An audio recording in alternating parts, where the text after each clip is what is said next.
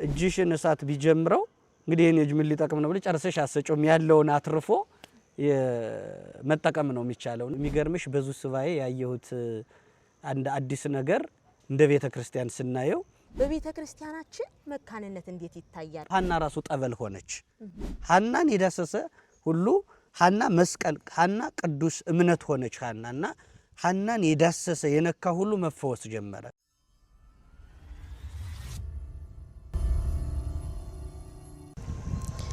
ሰላም የተወደዳችሁ የሐሽማል ሚዲያ ተከታታዮች እንደምን አላችሁ? በእግዚአብሔር ፍጹም ሰላም እንላችኋለን። እንግዲህ አሁን ያለንበት የእመቤታችን የፍልሰቷን የርገቷን ነገር የምናስብበት ታላቅ ጾም ላይ ነው። ይህንን ጾም ስናስብ እንግዲህ ከርገቷ አስቀድሞ ሞቷ፣ ከሞቷ አስቀድሞ ልደቷ፣ ከልደቷም አስቀድሞ ደግሞ ጽንሰቷ አለና በነሐሴ 7 የእመቤታችን የጽንሰቷ ቀን መታሰቢያ ይደረጋል። እንግዲህ ስለ ጽንሰቷ ስናስብ አስቀድሞ የታየ ራእይ ነበረ። በእመቤታችን ቅድመ አያቶች ዙሪያ ቴክታና በጥሪቃ ታላቅ ራእይን አይተው ነበርና የዚህ ራእይ መጨረሻው እመቤታችን ጋር እንዴት ነበረ የሚለውን ታሪክ ሊያስተምሩን እንዲሁም ደግሞ የጽንሰቷን ነገር ሊያብራሩልን መምህራችን መጋቢ ብሉይ ወሐዲስ መምህር ቃለ ጽድቅ አየነው እዚህ ተገኝተዋል። መምህራችን እንኳን ደህና መጡ። እንኳን ደህና ቆያችሁን። መልካም። አስቀድመን መግቢያው ላይ እንደተናገርነው የእመቤታችን የጽንሰቷ ታሪክ እንዴት ነው? መልካም። ስለሷ ማውራትም መታደል ነው ያው እንደሚታወቀውና እዚህ በፊትም ባለፈው ቪዲዮአችን ስንሰራ ስለእመቤታችን እያነሳን ነበር። እግዚአብሔር እንዴት እንደመረጣት ሊቃውንቱን ቅዱስ ያዕቆብ ዘስሩግ እመቤታችን ከመግለጽ ይልቅ በክብሯ ልክ ፀሐይን ከነ ሙቀቷ መሳል ይቀላል እያሉ ያነሱትን እያነሳን ነበርና ያዛው የቀጠለ ደግሞ ዛሬ በእመቤታችን ያው ሱባኤውን ምክንያት አድርገን በመግቢያ እንደተናገርሽው እሱን ነው ምንነጋገረው። ያው እንግዲህ እመቤታችን እንደሚታወቀው አንድ ጥበበኛ ሰው ቤት ሲሰራ ጨለማ እንዳይሆን ቤቱ ጨለማ እንዳይሆን የብርሃን መግቢያ መስኮት ይተዋል። መግቢያ መስኮት የሰጠን ድንግል ማርያምን ነውና እጹብ ሚል ነው እያንዳንዱ ታሪኳ። አሁን በዚህ ወቅት አብዝቶ ወዳሴዋ ቅዳሴዋ ይተረጎማልና እንደ ሰማይ ከዋክብት እንደ ምድር አሸዋ የበዛው ያም ሆኖ ግን ገና ያልተነገረላት እንደሆነች በሊቃውንቱ የሚነገርላትና እውነት ለመናገር እሷ የተጸነሰችበትን በዓል ስናስብ ድፍን የዓለም ሁኔታ እንግዲህ ክርስቶስ መጀመሪያ የአዳም ተስፋ ድል የምትባለው በመጀመሪያ አዳም በገነት ከብሮ እንዲኖር ካደረገው በኋላ በአለመታዘዝ ምክንያት ከገነት ሲወጣ አዳም ንስሐ ሲገባ እግዚአብሔር የሰጠው ተስፋ ከልጅ ልጅ ተወልጄ ሚል ነውና ከዛ ጀምሮ አዳም መጽናናት የጀመረው ከልጅ ልጅ ተወልጄ አድነሃለሁ ከሚለው ጀምሮ አዳም ተስፋውን ሰማ ማለት ነው። ቀሌምንጦስ እንደሚናገረው እንግዲህ ከዚች ልጅ ተወልዶ 5500 ዘመን ሲፈጸም ያንን ዘመን በተስፋ ነው የጠበቀና ያዳም ተስፋ ብለን ምን ጠራት እመቤታችን በዛ መንገድ ሁረታቲያ በምስጢር ይላል መሐሌ ላይ አመጣጡ አካሄዷ በምስጢር ነው ያለ የሚናገርላት እናት ትድቢት እየተነገረላት መጥታ አዳም በበደለ ጊዜ ያው ዓለም ሁሉ በመርገም በውርስ ኃጢአት በዘር ኃጢአት ሲመታ እሷን ግን እግዚአብሔር ጠብቋት ከዚያ ሁሉ የዓለም መርገምና በደል የሰው ልጆች ሁሉ በበደል በተመቱበት ወቅት እሷ ግን ከዚያ ሁሉ ነገር ተጠብቃ አቀባ መንፈስ ቅዱስም ከርሰ እማነ የሚለው ከናቷ ማይጸን ጀምሮ ጠበቃት የሚለው ራሱ ሲታይ ከናቷ ማይጸን የሚለው ከሐና በፊት ከሔዋን ጀምሮ ማለት ነውና ምስጢሩ እዚያ ድረስ ይደርሳል። በዛ መንገድ እንግዲህ እየተነገረላት በትንቢት በብዙ መንገድ ከመጣች በኋላ ቴክታና በጥሪቃ ላይ ጥንት አያቶቿ ናቸው። እነሱ ላይ ሲደርስ ራእይ ማየት ይጀምራሉ። ያን ያዩት ራእይ የሚገርምና የሚያሳርፍ ድንቅ የሆነ ራእይ ነው። ከበረታቸው ነጭ እምቦሳ ስትወጣ ያቺ ነጭ እምቦሳ ደግሞ እምቦሳ ስትወልድ እምቦሳ እየወለደች ስድስተኛይቱ እምቦሳ ደግሞ ጨረቃን ስትወልድ እንደው መቼስ የህልም ነገር እንዲያ ነው። ስድስተኛይቱ ጨረቃ ደግሞ እንደገና ፀሐይን ስትወልድ አይታ መጥታ ተነግረዋለችና በሀገራቸው ህልም ፈቺ አለ ህልም ተርጓሚ ያለና እስኪ ያስፈትተውና ብላ ስትለው ያም ህልም ፈቺው ምን አለው ደጋግ ልጆች ተወልዱ ይሆናል አለው። እሺ የፀሐይና የጨረቃ ነገር ሲለው ይሄን አልገለጸልኝም እግዚአብሔር እንደው ጊዜው ይግለጸው አለው። መቼም ህልም ተርጓሚው እሱን አስረዳው። ከዛ በኋላ ተመልሶ መጥቶ ነገራት። የፀሐይና የጨረቃ ነገር ጊዜ ይፍታው፣ ሌላው ግን ደጋግ ልጆች እንደምትወልዱ ያሳያል ብሎ ነገረኝ ብላ ተው እንኳን ያንን ነገረህ እንጂ ይስ እኔም አውቄዋለሁ ብላ ነገረችውና በዛን ጊዜ እንግዲህ በዛ ራእይ ምክንያት ጥንት አያቶቿ ከበጥሪቃ ተነስቶ የመጣው ታሪክ አንበሳይቱን ቦሳ ወለደች ምንለው በራእይ የመጣውን ታሪክ ስንከተለው ሄኤሜን ተጸነሰች ይላል።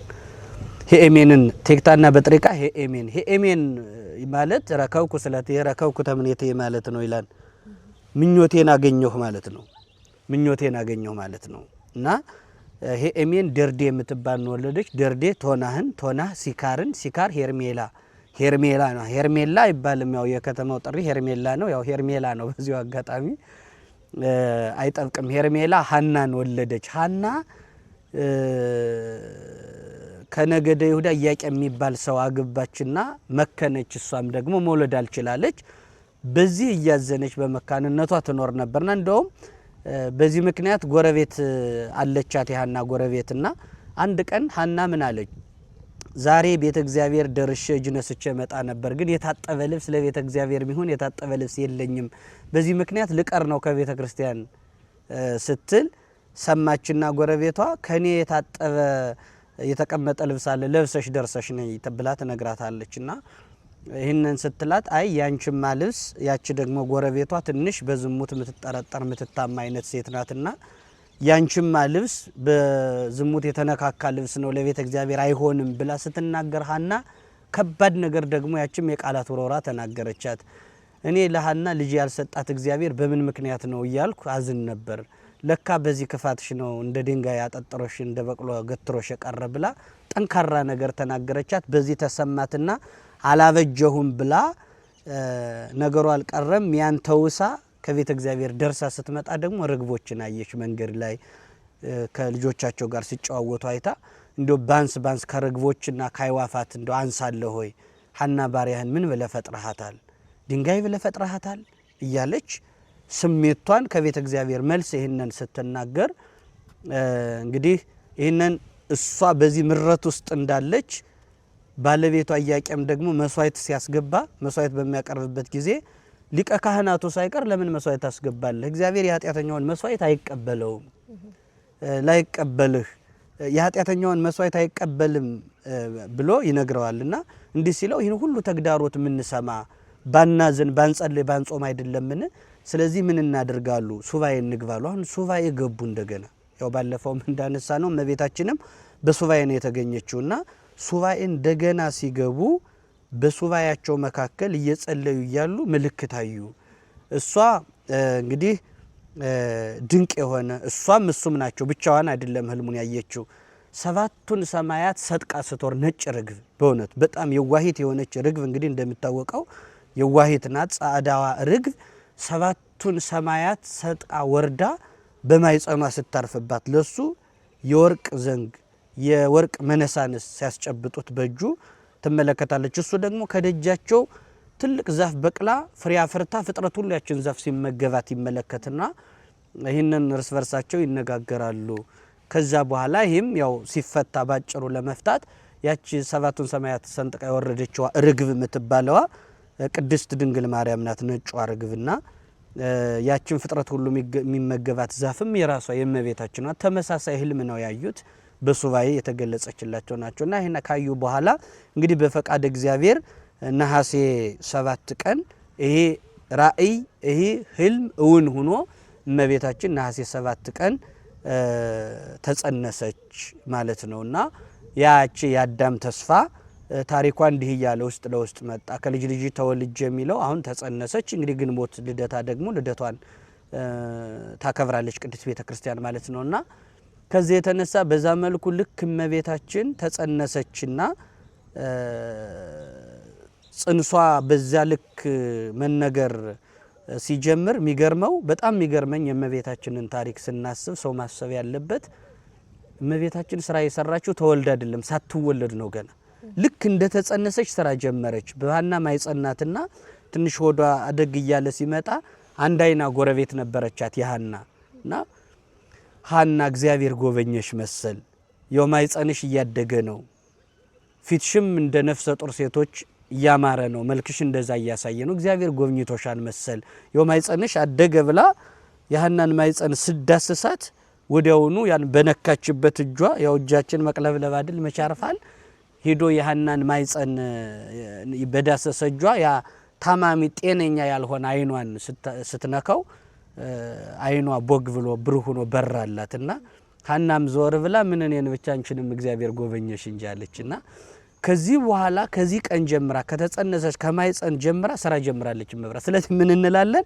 ከመወለዷ የቀደመ ስራዋ ነው ድንግል ማርያም አሁን ዛሬ ተወልዳ ቃል ኪዳን ተሰጧት ይሄ ነገር ሆኖላት ብዙ ነገር ቢባል አይደንቅም ሳትወለድ መልኳን ሳናየው ሐና ራሷ በጠቅላላው ባጭሩ በአንድ ቋንቋ ስገልጠው ሐና ራሱ ጠበል ሆነች ሐናን የዳሰሰ ሁሉ ሐና መስቀል ሐና ቅዱስ እምነት ሆነች ሐናና ሐናን የዳሰሰ የነካ ሁሉ መፈወስ ጀመረ ለምን ከውስጧ መብርሃን አለችና ብርሃን መስጠት የጀመረች በዚህ ሲደነቁ ደግሞ ሐና ጽንሷ እየገፋ የመውለጃዋ ጊዜ እየደረሰ ሲመጣ ሐናን ሳምናስ የሚባል የሐና ዘመድ ሞተ ተብሎ ምርኩዝ ይዛ ሐና ቀብሩ ላይ ለመገኘት ስትሄድ አስከሬኑ ላይ በቤተ ዘመድ ልማድ ያልጋውን ሸንኮር ይዛ ስታለቅስ የሐና ጥላ ካስከሬኑ ላይ ሲያልፍ አስከሬኑ ደግሞ ብድግ ብሎ ተነሳ ስለዚህ እመቤታችን ሙት ማስነሳት የጀመረች ገና በእናቷ ማይጸን ነው እመቤታችን አይን ማብራት የጀመረች ገቢረ ተአምራት ወመንክራት ማድረግ የጀመረች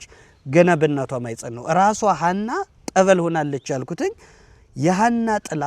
የሐና ጥላ ይፈውሳል ሐናን የነካት ሁሉ ይፈወሳል ቅዱስ ንዋይ ሆነች ሐና በጣም ትልቅ እናታችን ቅድስት ድንግል ማርያም በማይጸኗ ስላለች ሐና ጥላዋ ያረፈበት የዳሰሳት ሁሉ መዳን የጀመረው ድንግል እንደውም በዚህ ምክንያት ጠላት ተነስቶባታል እንግዲህ የነት ታምራት የምታደርግ ከሆነ ይሄኔ ሳትወለድ ወላጆቿን ገለን ስም አጠራሯን እናጥፋ ብለው ነበር ክፉዎች አይሁድ እግዚአብሔርም ደግሞ መላኩን ልኮ እዛ ተነስተው ደብረ ሊባኖስ እንድትወለድ የተደረገበት ምክንያት ያ ምክንያት ነውና ቅድስት ድንግል ማርያም በጥቅሉ ስትወለድ ማለቴ ስትጸነስ በተጸነሰች ጊዜ ሐና ከጸነሰችበት ጀምሮ ስሜቷ ተስተካክሏል ሐና እያንዳንዱ ነገር ሐና የምታደርጋቸው ጥላዋ ልብሷ ሁሉም ነገር ሐና ጠበል ሆና ፈዋሽ አሁን ቅዱስ ጴጥሮስን ታሪክ የሐዋርያት ሥራ ምዕራፍ 5 ቁጥር 15 ላይ ሲናገር ምን ይላል ጴጥሮስ አልፎ ሲሄድ የጴጥሮስ ጥላ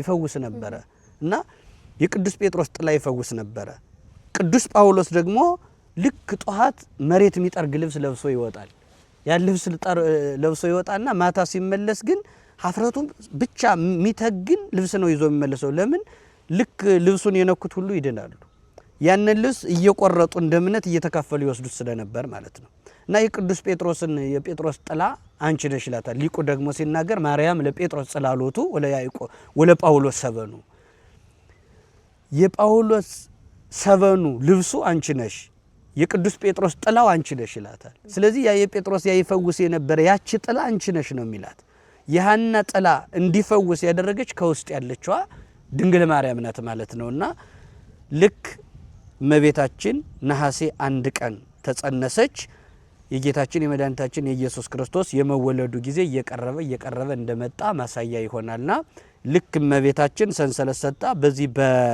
በራእይ እንደመጣች የዘር ሐረጓም ሲተነተን በዚህ መንገድ እንደመጣች እሷ ስትጸነስ ጀምሮ ከመወለዷ በፊት ስራ የጀመረች እናት መሆኗንም ምናይበት ነው ከእናቷ ማይጸን ጀምሮ መንፈስ ቅዱስ ጠብቋታል ምንለው እናቷ ምንለው ከሐና ብቻ ሳይሆን ከሔዋን ጀምሮ ከውርስ ኃጢያት ከዘር ኃጢያት ከመርገም ኃጢያት እንደጠበቃት ያንንም ሳንረሳ ነው በዚህ መንገድ መጣ ነው እንግዲህ እዛ መንፈስ ቅዱስ ጥበቃ ያደረገላት መጣ ክርስቶስንም በድንግልና ጸንሳ በድንግልና የወለደችው አሁን ያኮ ልክ አንድ መስታወት አለ አንድ ያ መስታወት በፊት ለፊታችን ያለ መስታወት ክብ መስታወትም ጠባብም ቢሆን እኛ ቀረብ ስንል ፊታችን በቅርጾ ያሳየናል ልክ አሁን የኛ መልከዛ ውስጥ ያለው መስታወቱ ተሰብሮ አይደለም እንዳለ ልሙጥ ግንባሩ ላይ ፊታችን እንደሚያሳየ ልክ እንደዚህ በህቱም ድንግልና ጸንሳ በህቱም ድንግልና ስትወልደው ያ መስታወቱ ሳይሰበር የኛ መልክ ከውስጥ እንደምናየው ልክ እንደዚህ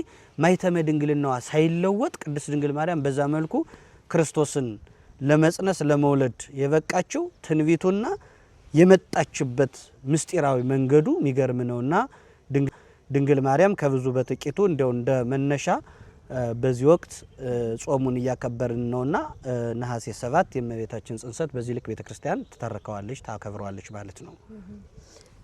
በጣም ትልቅ ተስፋ ነው። በተለይ በጨለማ ይኖር ለነበረ ህዝብ በአመተ ፍዳ በነዛ ሁሉ በብሉይ ጊዜ ለነበረው ህዝብ ትልቅ ተስፋ የታየበትም ጭምር ነው። የፀሐይ መውጫ ምስራቅ ንጹህ ሙሽራ የሚገባባት ንጽሕት የሰርግ ቤት እያለ ቅዱስ ኤፍሬም ሶሪያዊ እንደገለጣት ይቺ ተስፋ ናት። እንግዲህ ከቅድስት ሐናና ከቅዱስ ኢያቄም የተወለደችው ማለት ነው። እንግዲህ ከዚህ አስከትሎ የምናነሳው ጥያቄ ደግሞ ምንድነው? በዘር የመጣባቸው የመካንነት ታሪክ አለ። በተለይ ከቅድመ አያቶቻቸው ቅድም ካነሳናቸው እየተላለፈ እስከ እነ ቅድስት ሐና ድረስ የደረሰ የመካንነት ታሪክ አለ።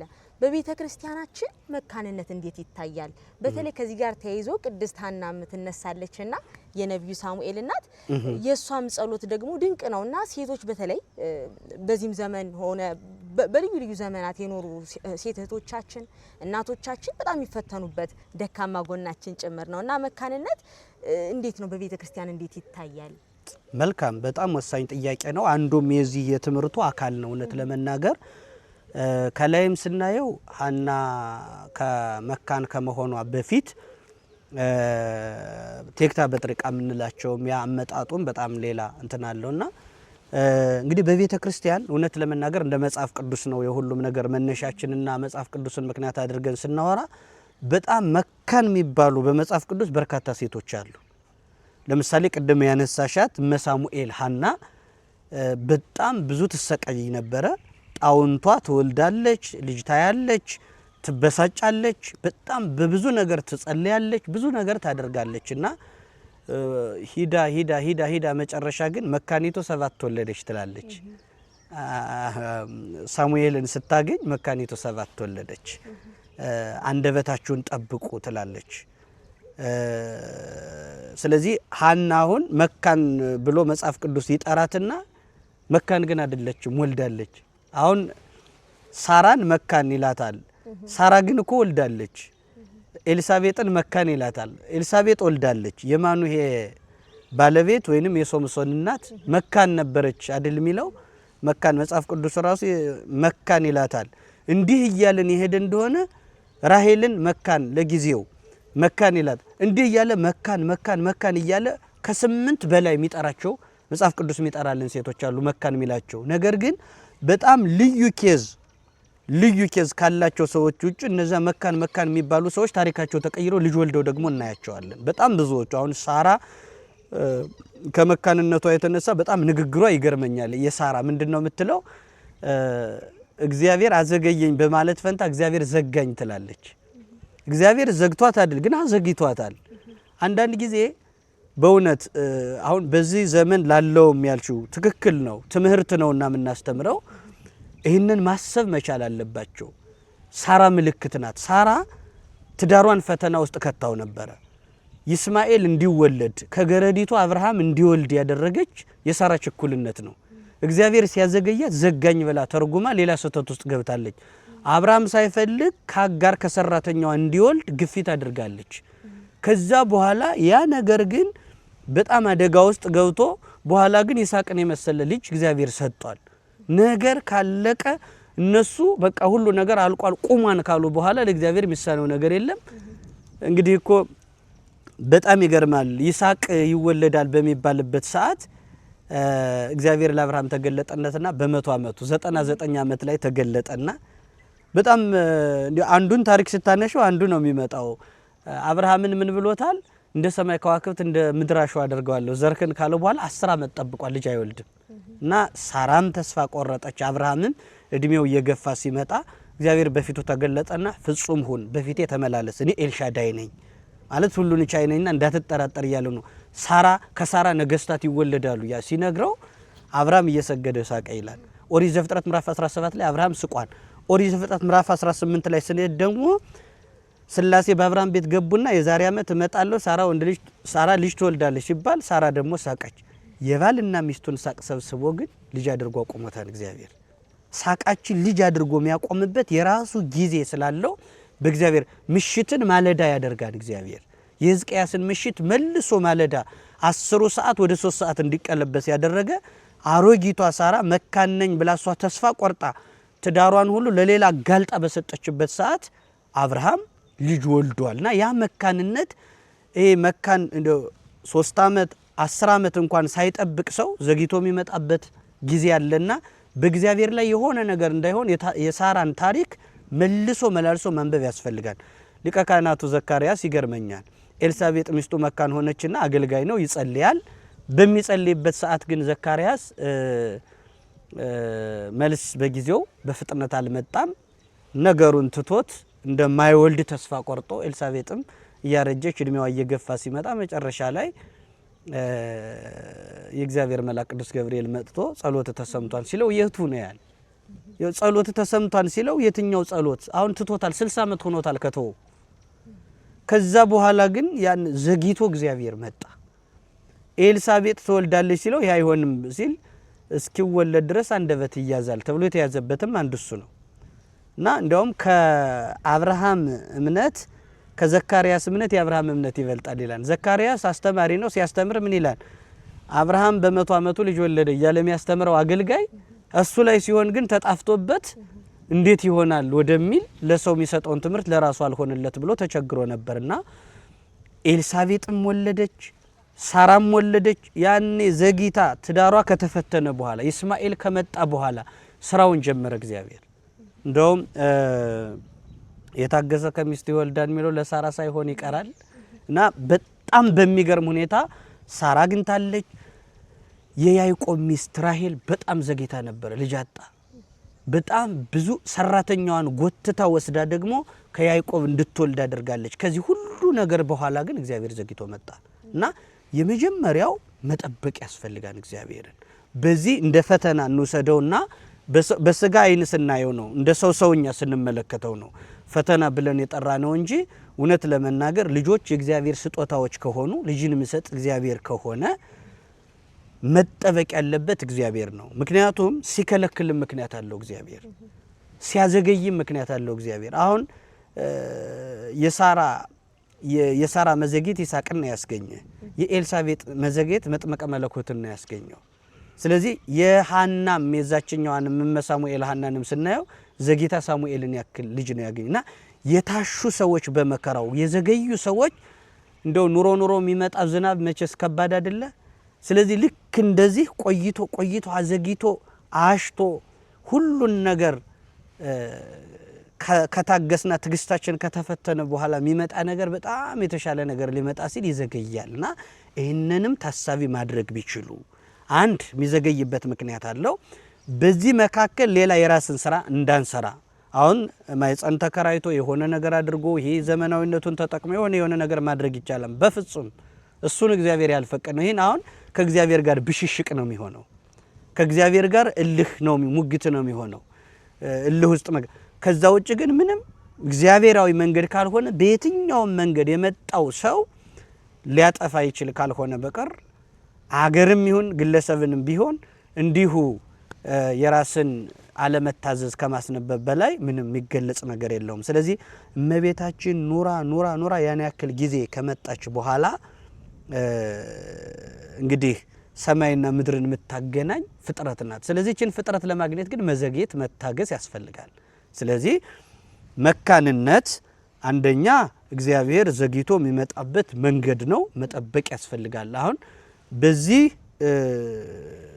ሁኔታ ውስጥ ያሉ ሰዎች የነሳራን ታሪክ የኤልሳቤጥን ታሪክ የመሳሙኤልን የሐናን ታሪክ በተደጋጋሚ ሲያነቡት ወደ ልባቸው ይመልሳቸዋል። እግዚአብሔር ዘግይቶ ሲሰጥ ደግሞ ማካካሻም ያለው እግዚአብሔር መሆኑን ማካካሻ በመጽሐፍ ቅዱስ በጣም የሚገርምሽ የተጻፈ የሴቶች እድሜ አልተጻፈም፣ የሳራ እድሜ ግን ተጽፏል።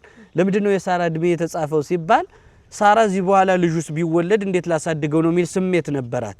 ስለዚህ የሳራ እድሜ ይሄን ያህል ነው የተባለ እሱን ከወለደችው በኋላ ደግሞ የኖረችው በጣም ሰፊ እድሜ እንዳለ ለማጠየቅ የሳራ እድሜ በዚህ ምክንያት ተጽፏልና አንድ ሲዘገኝ ምክንያት ምትላለው ጨርሶም ደግሞ ካስቀረው እግዚአብሔር ለጥቅምም ስለሚቀጣና አዋቂ ስለሆነ ያ የሚመጣው ነገር ለኛ ጉዳት ለራሱም ጉዳት ከሆነ ኪሳራ ከሆነ እንጸልያለና እንጸልያለን። እኛ እኮ ምንም ቢሆን በአባታችን ፊት እየተንተፋተፈን ቢሆን እንጸልያለን። ያቺ ምን ጸልያት ጸሎት እግዚአብሔር ደግሞ ክልከላ ያደርጋል። ማይጠቅመን ልጅ አሁን የጻድቁ የተክለ ሃይማኖት እናት ምን ትል ነበር? እግዚአብሔር ስትጸልይ ልጅ ስጠኝ ትላል። ልጅ ብቻ አይደለም ግን አንተን ማይፈራ ላንተ ማይገዛ ልጅ ከሆነ ግን ይቅርብኝ ነው የምትል። አሁን ያ ይቅርብኝ አንል ዝም ብሎ ስጠኝ ብቻ ነውና ከዚህ የተነሳ ሰዎች አንደኛ መርጦ መጸለይ እግዚአብሔር ደግሞ ሲከለክልም የተሻለ ነገር እያደረገ እንደሆነ እየጠበቀን እንደሆነ መጥቶ የሚጎዳ ፍጥረት ከሆነ ለዘላለም የምታዝኝበት ከሆነ ይከለክልሻል እግዚአብሔር። የሚከለክል ደግሞ አብልጦ የወደደን ቀን ነው የሚከለክለውና እነዚህ ነገሮች የሚታሰቡ ናቸው። ሐና ብዙ ነገር አድርጋለች። ስለትም ተስላለች። የስለት ልጅ ናት አይደል ምንላት? እመቤታችን የስለት ልጅ ናት። ሐና በጣም በብዙ ስለት ተስላለች። ልጅ የሰጠኸኝ እንደሆነ ወጣ ወርዳ ውሃ ቀርታ ታገልግለኛ አልልም፣ መሶበ ወርቅ ሰፍታ ሴትም ከሆነች ወንድም ከሆነ ቤተ እግዚአብሔር ያገለግላል ብላ ነበር የተሳለችው። ስለቷ ደርሶላት እመቤታችን ስትወለድ ግን እንደውም ስለቷን ረስታ ነበር። ያው የሚተረክ ታሪክ አለ አይደል? ስለቷን ረሳችና ሐና ምን አደረገች? ዛት ተቀመጠች እና የእግዚአብሔር የእመቤታችን ጠባቂ መልአኳ ቅዱስ ሚካኤል ነው። መልአከ ብስራቷ ቅዱስ ገብርኤል ነው። ማይለዩት ቅዱሳን መላእክት ሁለቱ።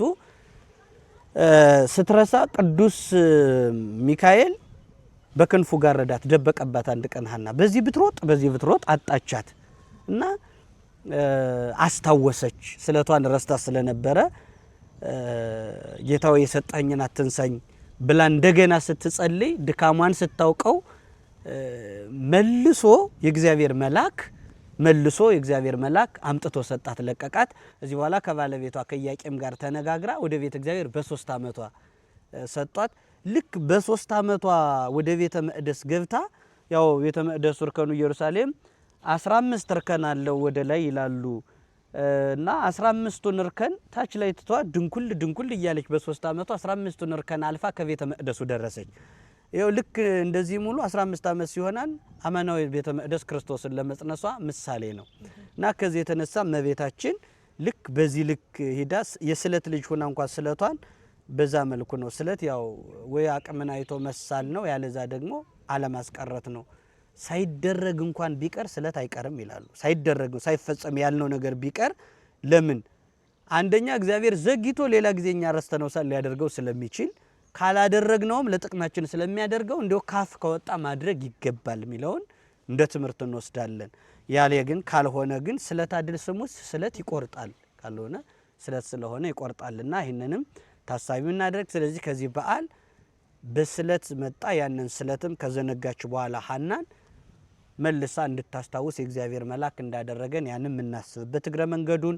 እመቤታችን ስትጸነስ ገና ከመወለዷ በፊት ስራዋ የቀደመች እናት ራሷ ሐና ወደ ጠበልነት የተለወጠችበት የታሪክ ግጥምጥሞሽ እንዳለና መካንነት የሚባለው ሲነሳም የዘገየውት ለበጎ ነው የሚያስብል የሁለቶች ሐና የነ ኤልሳቤጥ የነ ሳራን ታሪክ ገጣጥሞ በማንበብ ዘግይቶም እንደሚመጣ በማወቅና ሲከለክልም ለጥቅም እንደሚቀጣ አዋቂነቱ ምክንያት አድርጎ እንደሚከለክለን ታሳቢ በማድረግ በዚህ ልክ እነዚህን ነገሮች ከመጽሐፍ ቅዱስ አንጻር ቢረዷቸው ብላለሁኝ። መልካም እንዳየነው ከሆነ በብዙ በረከት ነው የተጎበኙ። ከዛ ክልከላ በኋላ ወይም ደግሞ ታቅበው ከቆዩበት ጊዜ በኋላ በብዙ በረከት ሳራም የሕዝብና የአሕዛብ እናት ሆነች በትልቅ በረከት። የነብዩ ሁሉም በጣም በትልልቅ በረከት ተጎብኝተዋል። የነብዩን ሳሙኤል እናት የሐናም ጸሎት እንደው እናስታውሰውና ትልቅ ጸሎት ነው በቤተ ክርስቲያናችን። እውነት ነው። ልቤ በእግዚአብሔር ጸና፣ ቀንዴ በእግዚአብሔር ከፍ ከፍ አለ፣ በአፌ በጠላቶቼ ላይ ተከፈተ፣ በማዳንህ ደስ ይለኛል እያለች ጽንፍና ጽንፍ የረገጡ ነገሮችን ትናገራለች። እግዚአብሔር ይገድላል ያድናልም፣ ያዋርዳል ደግሞም ከፍ ከፍ ያደርጋል። የእግዚአብሔርን ምንድነው ለትሁታንን የሚሰጠው ክብር እንዲሁም ደግሞ በልባቸው በትዕቢት እጅግ ለወደቁት ደግሞ እንዴት እግዚአብሔር እንደሚመክር እንደሚቀጣ የሚያስተምር ትልቅ ጸሎት ነውና በትዕግስት ለጠበቁት እግዚአብሔር በብዙ እንደሚባርክ የሚያሳይ ትምህርት ነው። መምህራችን ወደ ሶስተኛው ጥያቄያችን ስንሄድ ተያያዥ ናቸው።